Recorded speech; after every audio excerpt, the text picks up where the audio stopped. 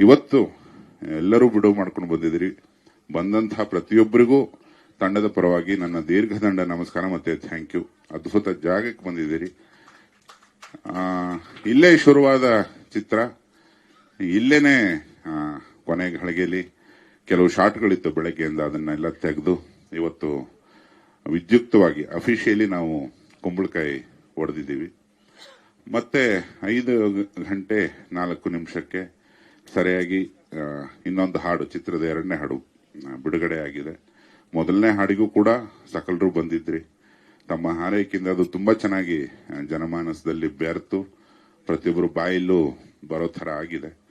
ಈ ಹಾಡಿನ ವಿಶೇಷ ಏನಪ್ಪಾ ಅಂದ್ರೆ, ಇದಕ್ಕೆ ಅಬ್ಸರ್ಡಿಟಿ ಅಂದ್ರೆ ಅನರ್ಥನ ಟ್ರೈ ಮಾಡಿದೀವಿ ನಾನು ಮತ್ತೆ ಹರಿಕೃಷ್ಣ. ಅರ್ಥಕ್ಕೆ ಒಂದು ಲೆವೆಲಿಗೆ ನಮ್ಮ ಕಾಂಬೋ ವರ್ಕ್ ಆದ್ರೆ, ಅರ್ಥ ಇಲ್ಲದೆ ಇರೋದಕ್ಕೂ ಒಂದು ರೇಂಜಿಗೆ ವರ್ಕ್ ಆಗಿದ್ದೀವಿ ನಾವು. ಮೋಸ್ಟ್ಲಿ ಅದಕ್ಕೆ ಜಾಸ್ತಿ ವರ್ಕ್ ಆಗಿದ್ದೀವಿ ನಾವು, ಗೊತ್ತಿಲ್ಲ.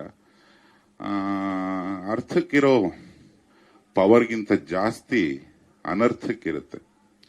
ಅಂದ್ರೆ ನಾವು ಸುಮ್ಮನೆ ಇದ್ಬಿಟ್ರೆ, ಏನೋ ಮಾತಾಡದೆ ಸುಮ್ಮನೆ ಇದ್ಬಿಟ್ರೆ ಸುಮಾರು ವಿಷಯಗಳು ಬಗೆಹರಿಯುತ್ತಂತೆ.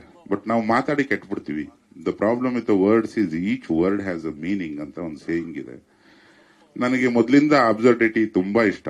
ಈ ತಲೆ ಕೆಟ್ಟ ಭಟ್ಟ ಬುಡಾತ ಬುಡ, ದರ್ಶನ್ ಸರ್ ಸಿನಿಮಾಗೆ ಹರಿಕೃಷ್ಣ ಅವ್ರ ಕಂಪೋಸಿಷನ್ ಮತ್ತೆ ನಾನು ಬರೆದದ್ದು. ತುಂಬಾ ಜನ ಕೇಳಿದ್ರು, ಅದಕ್ಕೆ ಲಿರಿಕ್ಸಿಗೆ ಪೇಮೆಂಟ್ ಬೇರೆ ತಗೊಂಡ್ರ ನೀವು ಅಂತ. ಸೊ ಆ ಥರದ ಇನ್ನೊಂದು ಪ್ರಯತ್ನ. ಇಲ್ಲಿ ಸುಮಾರು ಅಚ್ಚಕನ್ನಡ ಪದಗಳು ಇದಾವೆ, ಸುಮಾರು ಅನರ್ಥಗಳು ಇದಾವೆ. ಒಂದು ಸೌಂಡ್ ಅಂದ್ರೆ ಒಂದು ಕೇಳಿಸ್ಕೊಳ್ಳೋದಕ್ಕೆ ಒಂದು ಆಹ್ಲಾದ, ಒಂದು ಆನಂದ, ಒಂದು ಸೌಂದರ್ಯ ಅಂತಿರುತ್ತೆ ಪ್ರತಿಯೊಂದು ಸಂಗೀತಕ್ಕೂ. ಕಣ್ಣಿಗೇನೋ ಕಾಣುತ್ತೆ.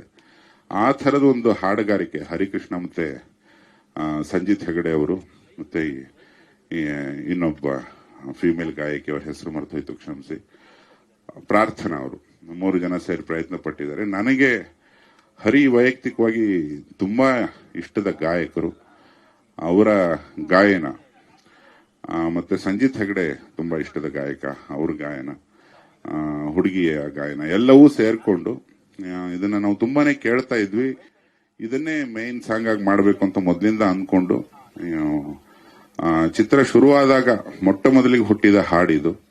ಒಂಥರ ಮುದ್ದಿನ ಹಾಡು ಅನ್ನೋ ತರ, ಬಯಸಿ ಆದಂತ ಮಕ್ಕಳ ಮೇಲೆ ನಮಗೆ ಮುದ್ದು ಜಾಸ್ತಿ ಇರುತ್ತಲ್ಲ, ಆ ಥರದ ಹಾಡು. ಈ ಹಾಡು ಹೆಂಗ್ ಹುಟ್ಟಿತು, ಏನಾಯ್ತು, ಇದನ್ನ ಎಷ್ಟು ಆನಂದ ಪಟ್ಟು ಹಾಡಿದ್ದಾರೆ ನಮ್ಮ ಗಾಯಕರಾದಂತಹ, ಕಂಪೋಸರ್ ಆದಂತಹ ಹರಿಕೃಷ್ಣ ಅವರು.